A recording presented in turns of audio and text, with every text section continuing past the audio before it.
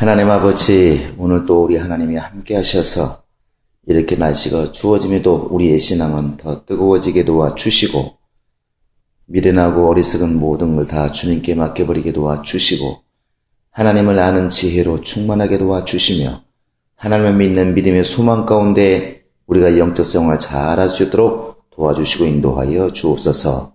주님에 대하여 잘 알게 도와주시고 아는 바를 행하게 도와주시옵소서. 우리 교회가 정말 성령으로 정말 이끌려가는 교회가 되게 도와주시고 성령으로 충만하여 하나님의 뜻을 이루어가는 복된 교회가 될 수 있도록 인도하여 주시옵소서. 감사하고 예수님의 이름으로 기도합니다. 아멘. 하늘에 계신 우리 아버지여, 이름이 거룩히 여김을 받으시오며 나라의 임하오시며 뜻이 하늘에서 이룬 것 같이 땅에서도 이루어지이다.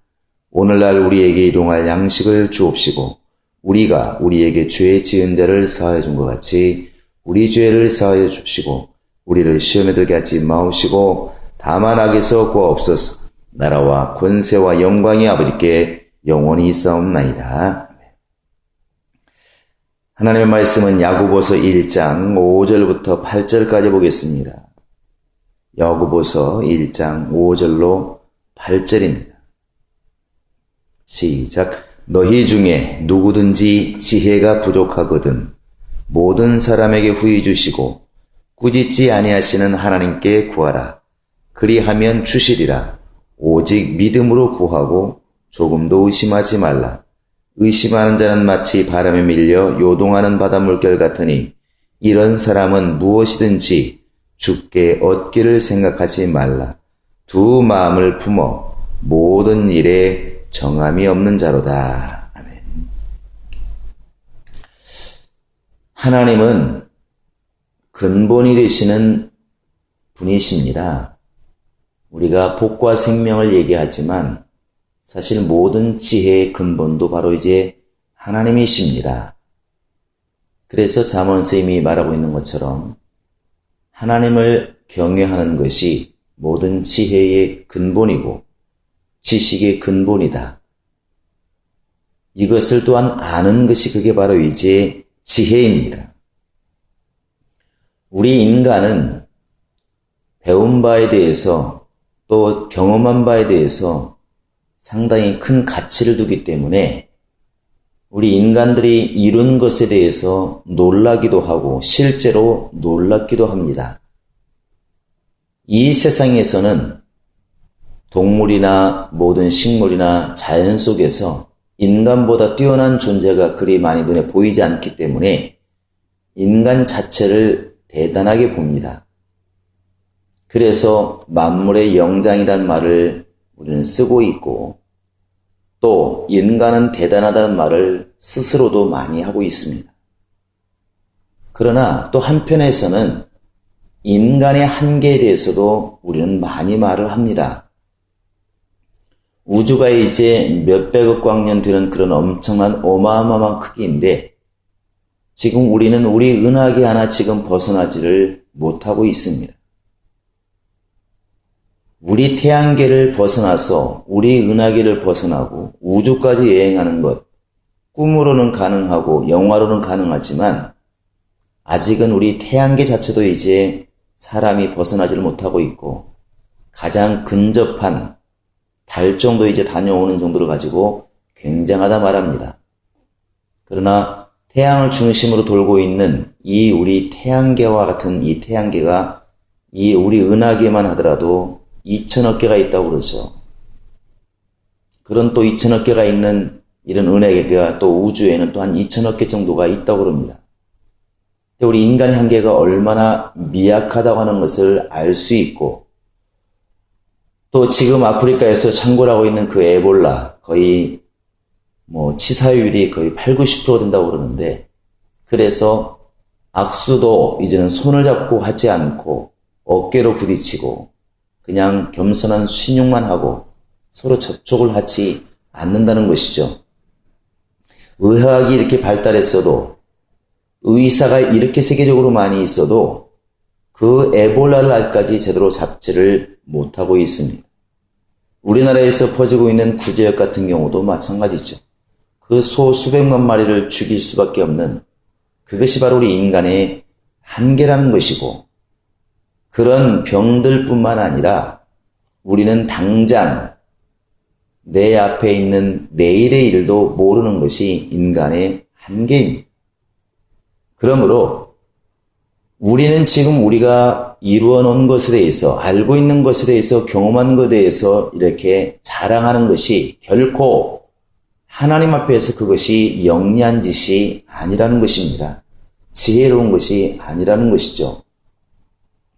결국 어리석어 보여도 하나님께 묻고 하나님을 의지하고 또 하나님을 향해서 우리가 늘 경외심을 갖는 것, 그분의 뜻을 따르려고 애쓰는 것, 그것이 결국 지혜라고 하는 것을 능히 알 수 있습니다. 그래서 오늘 야고보도 바로 이제 앞에서 너희가 또 때로는 이런 시련이 닥칠지라도 어려움이 있을지라도 기쁘게 여기라. 인내하는 믿음을 가져라. 그리고 우리에게 주는 말이 뭐냐면 지혜를 하나님께 구하라는 것입니다. 지혜를 하나님께 구하라. 결국 어떻게 행할 바에 대해서 우리를 하나님께서 인도하실 것을 바라고 그분께 맡기라는 것입니다. 어리석은 사람은 자기를 자랑하고 지혜로운 사람은 하나님을 자랑하는 것이 결국 그게 성경이 지금 우리에게 일러주고 있는 바입니다. 하나님께서는 우리가 하나님께 물었을 때 결코 탓하지 아니하시고 분명히 주님께서는 우리에게 주시는데 꾸짖지 아니하시고 후히 주시는 하나님이라 이렇게 우리에게 일러주고 있습니다. 어떤 일이 있어도 꾸짖지 아니하시고 후히 주시는, 달리 말하면 풍성하게 넘치게 주시는 분이 바로 우리 하나님이라는 사실입니다. 간증하시는 분들을 들어보면 이런 류의 간증을 많이 합니다. 당시에 어려운 일이 있을 때 그렇게 이제 기도했는데 자기가 원하는 바대로 이렇게 해결되지 않고 오히려 다른 길로 이렇게 흘러가서 도대체 내가 기도한 것은 다 어디 갔는가 이렇게 고민하는 사람들이 많이 있습니다. 그런데 세월이 지나 보니까 이제 그 문제가 오히려 자기가 선택한 것보다도 더 잘 해결되었더라 이런 간증을 많이 하는데 그때 기도한 것이 그러면 헛된 것이냐? 아니라고 하는 것을 깨닫는다는 것이죠. 그때 그렇게 몸부림쳐 기도할 때 하나님께서는 분명히 들으신 것을 내가 알고 있고 다만 하나님의 길이 따로 있어서 그것을 하나님의 길대로 내가 기도하니까 나를 어여삐 여기셔서 하나님의 약속대로 나를 바른 길로 이렇게 인도하셨다 하는 것을 뒤늦게 이렇게 알게 된다는 것이죠. 마치 이스라엘 사람들이 광야에 나왔을 때 곧바로 가면은 원래 가나안 땅은 일주일이면 가는 거리라고 하지만 하나님께서 곧바로 들어가면 분명히 대적도 있고 너무 힘들 것 같으니까 돌렸는데 이스라엘 사람들은 왜 가까운 길을 놔두고 돌아갈까? 불평불만도 있을 수밖에 없지 않습니까? 그러나 훗날에 우리가 지켜보면 하나님이 그 세심한 부분까지라도 다 인도하고 계시다는 사실을 뒤늦게야 이제 알게 되는 것이죠. 그래서 우리가 그런 누를 범하지 않기 위해서 하나님께 기도하는 것입니다. 뻔해 보이는 길도 우리는 기도하는 것이고 오늘 이렇게 먹고 사는 문제가 당연한 것처럼 보여도 기도하는 것이고 하나님의 지혜를 묻고 내가 지금 한 발짝 뛰는 것은 일생 동안 뛰어보지 않은 길이기 때문에 내일은 한 번도 살아보지 않은 길이기 때문에 우리는 역시 그분께서 인도하실 것을 바라고 믿고 기도하는 것입니다. 결국 지혜라고 하는 것은 후히 주시고 꾸짖지 아니하시는 하나님께 간구하는 것, 그 하나님을 의지하는 것, 그것이 곧 지혜라고 하는 사실을 우리가 알 수 있습니다. 우리 모든 교인들은 내가 많은 것을 알고 있기 때문에 또 많은 것을 경험했기 때문에 자신 있게 말할 수 있다는 그것 때문에 자신을 지혜롭게 여기지 않는 그런 지혜가 우리 안에 있기를 바랍니다. 우리는 비록 내가 가진 것이 없고 배운 바가 설사 없을지라도 지혜의 근본이신 하나님을 의지하는 것, 그 자체가 지혜요. 나는 의의가 없을지라도 나를 의롭게 하신 예수를 믿는 것, 그 믿음이 의라고 하는 사실을 우리는 분명하게 깨달아야 될 줄로 믿습니다. 그래서 이제 그 뒤에 나와 있는 믿음으로 구하라 하는 것도 역시 같은 맥락입니다. 우리가 이제 이루어지지 않은 일에 대해서 알지 못하는 것에 대해서 또 하나님의 전능하심에 대해서 우리가 구할 때에 조금도 의심하지 말라는 것이죠. 분명 우리가 기도하는 것은 어렵기 때문에 기도하는 것이 대부분입니다. 그러다 보니까 내 머릿속에 이미 어렵다는 생각을 가지고 있기 때문에 기도하는 자체도 이제 의심이 갈 수밖에 없습니다. 정말 될 수 있을까? 이게 가능할까? 왜? 사람의 머리는 한계 봉착이 있기 때문에 기도가 잘 나오지 않습니다. 그러나 예수님께서도 마가복음 11장 24절에서 믿고 구한 것은 받은 줄로 믿으라 이렇게 말하고 있습니다. 그리하면 이루리라. 그러니까 믿고 기도하는 것은 받은 줄로 믿으라.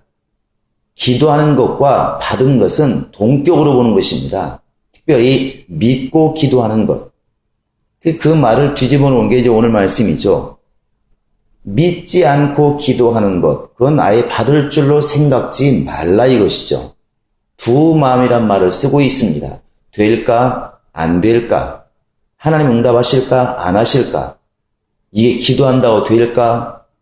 또 기도하면 되겠지? 이렇게 두 마음을 품고 기도하는 것, 그것은 응답이 없다고 지금 말하고 있는 것입니다. 이 기도하면서 가장 큰 적은 사실 믿음으로 기도하지 않는 겁니다. 주님께서도 믿고 구하는 것을 말씀하셨지 믿지 않고 기도하는 것에 대해서는 말하지 않고 오히려 예수님이 계속 제자들을 향해서 책망한 게 뭐냐면 믿음이 적다는 것이죠. 믿음이 적은 자들아, 믿음이 적은 자여, 어째서 의심했느냐. 반대로 이제 예수님의 칭찬을 보면 내 믿음이 너를 구원하였다. 그건 바디메오도 마찬가지고 혈루증 앓는 여인도 마찬가지고 계속 예수님의 칭찬하신 것은 믿음이 좋은 것에 대해서 분명한 믿음에 대해서 예수님이 칭찬하셨다는 것이죠. 그 예수님의 이렇게 행하신 것을 보면 역시 기도하는 것에도 동일하게 적용되는 것입니다. 믿지 않고 기도하는 것은 믿지 않고 행하는 베드로와 뭐가 다르겠습니까? 바로 우리가 믿음으로 구할 때 정말 그 믿음의 기도가 상달되어지는 것이고 하나님은 역시 그렇게 말씀하실 겁니다. 내 믿음대로 되라. 내 믿음대로 되라. 그러니까 우리가 지금 날마다 회개하는 게 무엇입니까? 믿음 없는 것을 회개하는 것입니다. 하나님을 전적으로 신뢰하지 않는 것, 하나님을 전적으로 의지하지 않는 것, 하나님의 지혜를 빌리지 않고 나의 지혜로 밀고 나가는 것, 이 세상을 살면서 경험으로 사는 것, 하나님을 의지하지 않고 하나님께 맡기지 않고 하나님 말씀을 따르지 않고 세상 법칙을 따르는 것, 이것이 우리가 이제 회개해야 될 부분인 것이고 돌이켜야 될 부분인 것입니다. 세상 사람들이 어려운 일 닥칠 때에 교회에서 기도한다고 그러면 분명히 그들은 비웃습니다. 그것이 어리석어 보이기 때문에 그렇습니다. 그것이 답답해 보이기 때문에 믿는 자들에 대해서 그들은 분명히 비난하는 것이고 비방하는 것입니다.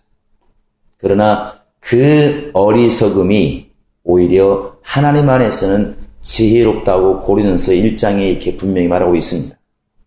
하나님의 그 어리석음이 세상의 지혜보다 낫다는 것이죠. 세상의 가장 뛰어난 지혜가 하나님의 어리석음보다 못하다는 것입니다. 그래서 오히려 하나님의 나라는 창기나 세리가 먼저 들어가고 자기를 굽힐 줄 아는 사람, 아무것도 없다고 고백하는 사람, 그들이 먼저 들어가는 것이고 세상에 가진 것 없고 미련한 자를 택하사 세상에 가진 자들과 정말 배운 자들을 부끄럽게 하시는 것이 그게 하나님의 뜻이라는 사실입니다. 우리가 이렇게 말하면서 역시 우리도 그렇게 행동하고 있지는 않는지 내가 지혜롭다고 내가 경험이 있다고, 내가 아는 자라고 혹시 그런 마음이 정말 내 밑바탕에 있어서 그 바탕에서 남을 정죄하고 또 하나님을 전적으로 의지하지 않고 예배 때만 기도하고 그분만 의지하는 그런 신앙인이 아닌지 우리는 이 아침에도 돌아봐야 될 줄로 믿습니다. 하나님은 하나님을 전적으로 의지하기를 원하십니다. 그분의 지혜를 빌리기를 원하시고 하나님에 의해서 우리가 인도받기를 원하시고 그렇게 그런 마음으로 기도하기를 원하는데 전적으로 신뢰하고 기도하기를 원하는 것입니다. 믿고 구한 것은 받은 줄로 믿으라. 이것이 우리가 믿어야 될 말씀이고 드려야 될 말씀이고 실천해야 될 하나님의 명령입니다.